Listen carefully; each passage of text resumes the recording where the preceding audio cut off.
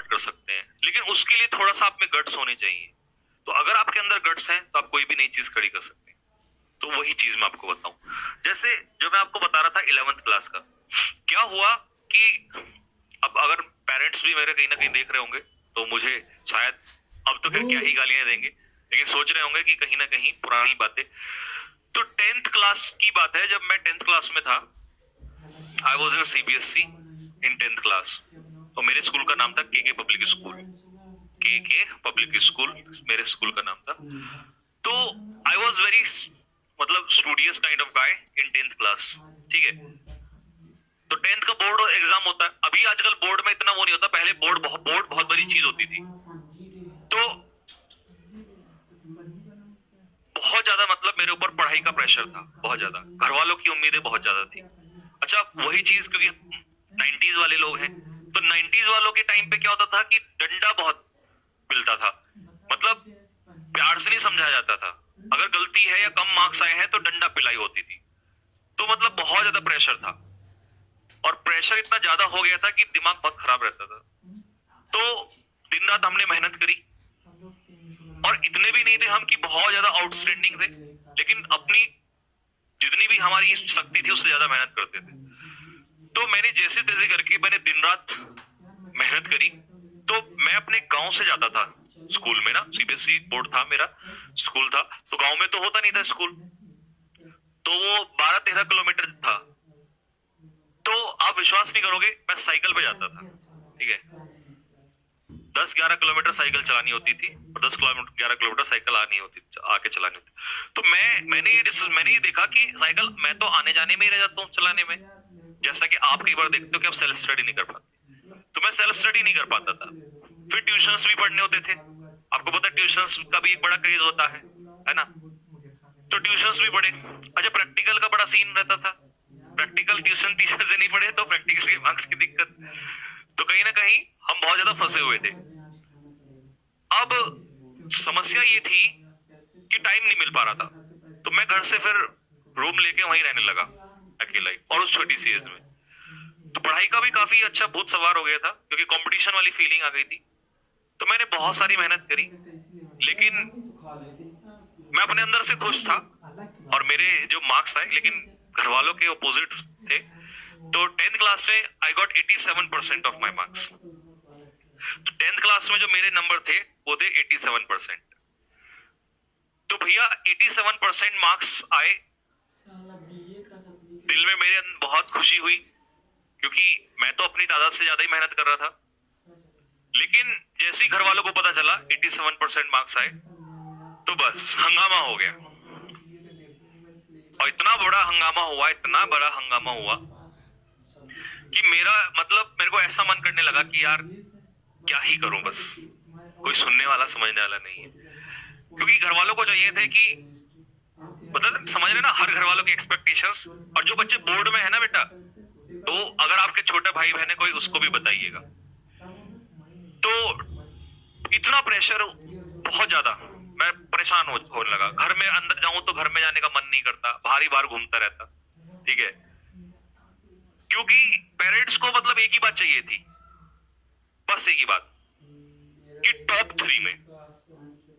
अब यार टॉप 3 वाले भी तो मेहनत ही कर रहे हैं, हम भी मेहनत ही कर रहे हैं। अच्छा, टॉप 3 में भी अगर मेरे को तो ऐसा लगता था कि टॉप 3 में भी अगर आ जाते, और या सेकंड या थर्ड आते, तो पता क्या बोलते, फर्स्ट क्यों नहीं आया। तो ये समस्या लगातार रहती है।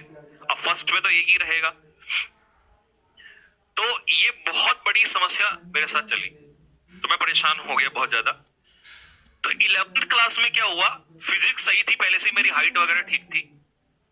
तो हमारे एक सर थे, अभी भी मेरे को नाम याद है उनका, सूरजपाल हुड्डा नाम था उनका। हाँ, सूरजपाल हुड्डा थे, और वो पीटीआई थे, फिजिकल के टीचर थे। तो उन्होंने क्या किया, जैसे हम 10th के बाद 11th में आते तो सूरज सीनियरिटी फील होती है ना, तो हम सीनियर टाइप के थोड़े हो गए। अब उन्होंने देखा ये हट्टे खट्टे हैं, तो हमारा एक ग्रुप छाट लिया उन्होंने, और उन्होंने सोचा कि अब इनके ऊपर दांव खेला जाए।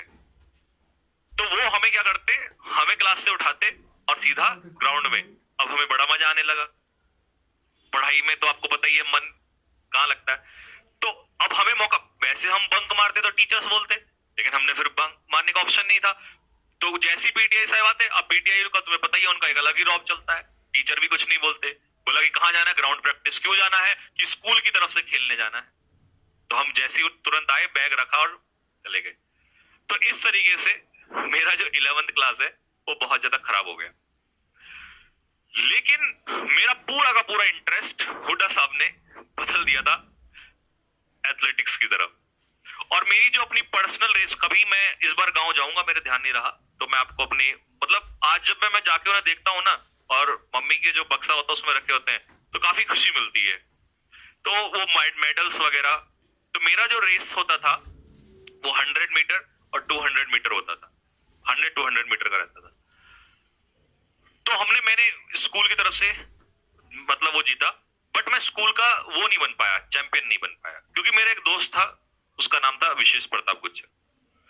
तो वो मेरे से आगे रहता था, जबकि उसकी हाइट मेरे से कम थी थोड़ी, बट वो बहुत ही तेज पिकअप लेता था। तब तक 100 मीटर में कुछ पता ही नहीं चलता। तो फिर मैं सेकंड थर्ड ऐसे रहता था। एक बार क्या हुआ, एक इवेंट में वो आया नहीं, मैं टॉप आ गया, तो मैं गोल्ड भी जीत गया था। लेकिन ये मेरी मेहनत से नहीं हुआ, ये उसकी एब्सेंस की वजह से मैं जीता था वहां पे। ठीक है। तो वो, लेकिन हम बहुत अच्छे दोस्त थे, मैं और विशेष बहुत अच्छे दोस्त थे। 11th मैंने पूरा खराब कर लिया। अब पता, 11th में लगता है कि कुछ नहीं हुआ।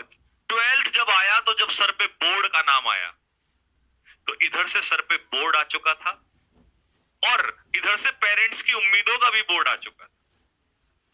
और हमारी इवेंट्स 12th क्लास में जब हम थे, तो इवेंट स्टार्ट हो गई थी CBSE all India cluster. CBSE में ऑल इंडिया क्लस्टर होता है, जो बच्चे सीबीएसई में उनको पता होगा। CBSE all India cluster, Meerut, Delhi public school, वो जगह जहां पर सीबीएसई ऑल इंडिया क्लस्टर था, उसमें हमारी टीम भी पार्टिसिपेट कर रही थी। मतलब हमारे अलग अलग इवेंट भी थे, और हमारी टीम भी थी। रिले रेस होती है 100 मीटर वाली, वो भी था। अब भाई, सीबीएसई ऑल इंडिया क्लस्टर में जीतना बहुत बड़ी बात होती है अपने आप में। उसके लिए फिर आप सीधा आगे बढ़ जाते हो, और मेरा इंटरेस्ट जाग चुका था। मैंने सोचा पढ़ाई वढ़ाई तो बात की बात है, स्पोर्ट्स में निकल लेते हैं, क्योंकि मजा आता था ये चीजें करने में। तो फिर मैं उसके लिए दिन रात मेहनत करने लगा। तो मैं सीधा आपको लेके चलता हूं वहां पर, जब हमारा इवेंट होने वाला था। अब हम इतने खुश हुए, इतने ज्यादा खुश हुए, कि पूरे स्कूल में हमें रेस्पेक्ट मिल रही है। प्लेयर्स स्कूल की तरफ जा रहे हैं, स्पेशली वहां के वाइस प्रिंसिपल, प्रिंसिपल हमसे मिलने आ रहे हैं। कांग्रेचुलेशंस मैन, नाम रोशन करो। ये हमें खाने के लिए बढ़िया बढ़िया चीजें दी जा रही हैं। 2-3 दिन के लिए स्कूल की तरफ से हमारा जो स्कूल के जो सेक्रेटरी था, वो मतलब हमें मिलने आ रहा है, इनको जूस पिलाओ, ये करो। और पूरा स्कूल के सामने हम बिल्कुल एकदम से रेपुटेशन मिल रही है, सब हमें देख रहे हैं। तो मजा आता था, अच्छा लगता था। तो अलग फीलिंग आती थी। पढ़ने वाले में मैं कोई नहीं देखता था। 87% लाए, कम वक्त किसी ने नहीं देखा, और उल्टा बेइज्जती हुई। मैंने कहा यार, ये तो बहुत अच्छी चीज। तो एक अच्छी फीलिंग आती थी, सब हमारी रेस्पेक्ट। इवन जो पियोन बेल बजाता था, जब मैं पूछता भी नहीं था, वो भी, अरे वो समोसे बेचता था इंटरवल में, अरे उसका नाम था छोटू, ले अरे भाई ठाकुर साहब लो, खाओगे खाओगे, वो भी फ्री फंड में। मैंने कहा ये तो अच्छी बात हो रही है। लेकिन उम्मीदों का भार एक बार फिर टिक चुका था हमारे कंधे पे, क्योंकि हमें स्कूल को रिप्रेजेंट करना था और जिताना था। नो डाउट हमारी बहुत खतरनाक तैयारी थी। हुडा साहब ने हमें बहुत खेतों में दौड़ाया, फिर ग्राउंड में दौड़ाते थे, बहुत अच्छी मेहनत कराई। And I used to be jet black at that time, क्योंकि दिन भर धूप में ये बहुत सारा रहता था। तो हम पहुंचे। अब सब लोग, हमारा पूरा स्कूल के ज्यादातर लोग, स्टाफ मेंबर्स, प्रिंसिपल, सेक्रेटरी, सब पहुंच गए, क्योंकि स्कूल का नाम रोशन होना था। तो मैं और मेरा दोस्त विशेष प्रताप गुज्जर, मैं उसके गले में ऐसे डाल के हाथ, और वहां पे ऐसे घूम रहा था। तो अगर आपको याद हो, उस समय पर एक पीटी शूज करके जूते आते थे, याद है? मतलब अभी का तो मेरे को पता नहीं, पर उस समय पर पीटी शूज ही पहनते थे। हमारे पास पीटी शूज होने का बड़ी बात होती थी, तो पीटी शूज से दौड़ा करते थे। तो मेरे पैर में पीटी शूज थे उस समय पे, और मैं और मेरा दोस्त विशेष जो है, वो क्या होता है, रेस से पहले अपने आप को काम करना पड़ता है, नहीं तो कहते ना घबराहट, जो आपके एग्जाम के नजदीक आते आते होती है, वो सबको होती है बेटा। तो हम ऐसे ही मौज मस्ती में बस घूम रहे थे जिससे टाइम पास हो जाए जल्दी से जल्दी, और टाइम हो और हम पहुंच जाए ग्राउंड में। तो जब हम घूम रहे थे तो वहां क्या था, एक साइड में थोड़ा सा कंस्ट्रक्शन हो रहा था, और जब हम चल रहे थे तो सडनली क्या हुआ, जैसे ही मैं आगे बढ़ा और मैं ऐसे रुक गया, और जैसे ही मैं रुका मेरा दोस्त आगे खींचे और मैं वहीं पे खड़ा हो गया। अब दोस्त ने कहा भाई क्यों रुका, तो क्या हो गया? मैंने कहा विशेष सब कुछ खत्म हो गया। उसने कहा क्यों, क्या हुआ? मैंने कहा सब खत्म हो गया भाई, अब कुछ नहीं बचा है। सपने टूटना ना किसे कहते हैं, मैंने तभी आपको कहा था कभी पूरी जिंदगी में तो बहुत स्ट्रगल है बेटा, तुम तो एक बार फेल हुए हो। मैंने कहा विषय सब खत्म हो गया, सब उम्मीदें सब चीज खत्म हो गई। मैंने कहा अब तो पेरेंट्स, मतलब एक सेकंड में मेरे को सब कुछ याद आ गया, अब क्या क्या गलत बहुत बुरा होने वाला है। शायद मैं यहां से निकल जाता, ऑल इंडिया क्लस्टर में आगे बढ़ जाता तो शायद पेरेंट्स भी सपोर्ट करते, लेकिन सब गड़बड़। उसने कहा क्या हुआ? मैंने कहा नीचे देख क्या हुआ। मेरा जो पैर था वो उस कील के ऊपर पड़ा हुआ था जो किसी फट्टे में लगी हुई थी, और वो जो कील है आप बिलीव नहीं करेंगे वो मेरे पैर के बाहर आ चुकी थी ऐसे यूं, और ब्लड जो है वो इस तरीके से पूरा जूता लाल हो गया था। व्हाइट शूज होते थे पीटी शूज, लाल हो गया था। और जैसे ही व्हाइट उसने देखा उसको चक्कर आने लगे बिल्कुल। मैंने कहा भाई जल्दी कर फटाफट, अब मॉक टाइम नहीं है। उसने कहा अब इसमें क्या हो, तो मैंने फटाक से उसको निकाला। मैंने कहा अब सिर्फ एक ही चीज है, किसी को बताएंगे नहीं, एक थोड़ा सा रिस्क लेंगे। देखिए सफलता पाना, हालांकि गलत किया, गलत था, मैं आज भी एक्सेप्ट कर रहा हूं मैंने गलत किया, लेकिन क्या करें, बच्चे थे, कोई समझाने वाला नहीं था, जुनून पागलपन था। मैंने कहा किसी को बताएंगे नहीं, एक काम करते हैं जल्दी से यहां से जो बाहर वो है गेट कीपर है उससे पास लेते हैं, बाहर चलते हैं और एक इंजेक्शन लगवाते हैं। तो वहां से क्या होगा, जहां पे वो लगाया जाएगा वो, समझ रहे ना, हाँ सुन हो जाएगा। हमने वही काम किया, गए स्टोर पे लिया, और वो दोस्त जो था मेरा उसी ने ही लगा दिया। और मैं कहा एक काम करते हैं, इसमें पट्टी बांध दे और इस तरीके से बांधना कि जो ये ब्लीडिंग है ये रुक जाए, क्योंकि अगर मैं वहां ब्लीडिंग में हुआ तो फिर दिक्कत हो जाएगी, बाद में होगा जो देखा जाएगा। मैंने कहा ये रेस तो विशेष जीतनी है चाहे कुछ भी हो जाए।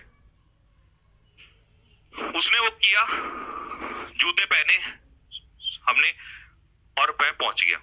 और मुझे केवल कुछ उस समय मिला था जब तक वो सुन था, नहीं तो उसके बाद सब दिक्कत होने वाली थी, और तुरंत हमारा टाइम हो गया और अब पहुंच गए।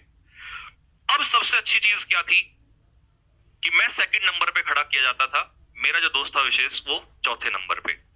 स्टार्टिंग में हम तीसरे बंदे को रखते थे, मुझे सेकंड पे इसलिए रखा जाता था कि जो फर्स्ट वाला अगर कमजोर पड़ेगा तो मैं खींच लूंगा, फिर लास्ट वाला विशेष था वो तो खतरनाक था मुझसे भी। तो फर्स्ट वाले ने जब मुझे बैटन दिया तो मैं बैटन को लेके दौड़ा, और सच बताऊं मैं इतना तेज, या तो वो घबराहट थी या क्या था मुझे नहीं पता, मुझे लग रहा नॉर्मल भी नहीं दौड़ पाता कभी, इतना तेज मैं दौड़ा। और मेरा फ्रेंड था, उसको भी विश्वास नहीं था कि इतनी तेजी से आ सकता है। तो मैं इतनी तेजी से आया और मैंने जैसे ही बैटन लिया तो मैं बैटन लेके मैं एकदम से, लेकिन मेरी स्पीड इतनी थी क्योंकि इतनी क्लैपिंग ग्राउंड में हो गई इतनी ज्यादा, और इतनी स्पीड थी कि वो जो मेरा मेरा वो फ्रेंड था वो बैटन नहीं पकड़ पाया, वो बैटन उसके हाथ से गिर गया। लेकिन फिर उसने बैटन उठाया, और जितनी देर में उसने बैटन उठाया इतनी देर में तो रेस बहुत आगे निकल चुकी थी। फिर एक बार सपने टूटते हुए देखा मैंने, रिस्क लिया, सब कुछ लिया, फिर सपने टूट गया। और वहां से फिर मैंने डिसाइड किया, क्योंकि फिर वो पैर बहुत ज्यादा खराब हो गया था, फिर उसके बाद ऑपरेशन कराना पड़ा, और मतलब फिर मेरा उसमें वो रहा ही नहीं, क्योंकि वो मेरे पास एक ऐसा मौका था जो मैं जा सकता था, क्योंकि फिर पेरेंट्स का इतना भार आ गया था कि वो फिर मैंने वहां से सारी चीजें जो थी वो सब कुछ ऐसे टूटते हुए देखा।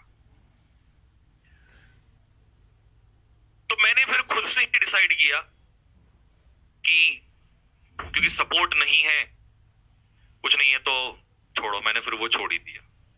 और फिर मुझे काफी टाइम भी लगता, और फिर देखो स्कूल से वहां से तो मैं निकल जाता, लेकिन बाद में बहुत समस्याएं थी।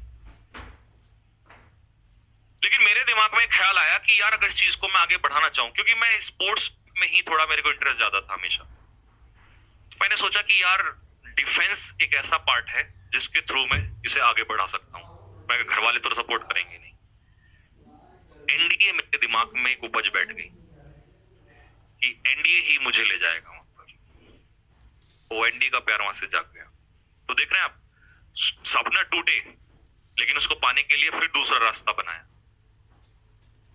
तो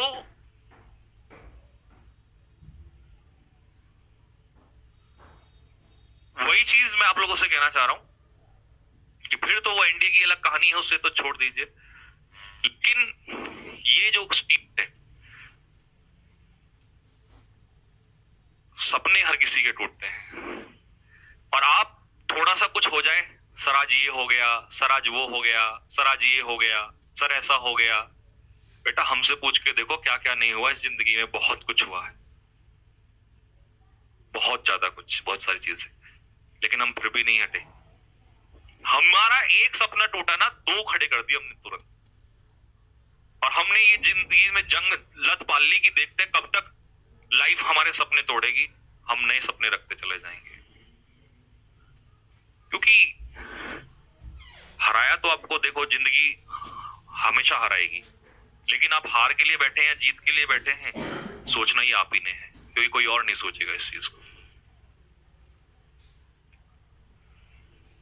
ठीक है भाई, तो बस यही है कहानी कि आप हर दिन हारने की कगार पे होंगे, लेकिन हर दिन वो जोश आपके अंदर होना चाहिए कि जीत की जिद लिए बैठे हैं। ठीक है, तो चलो फिर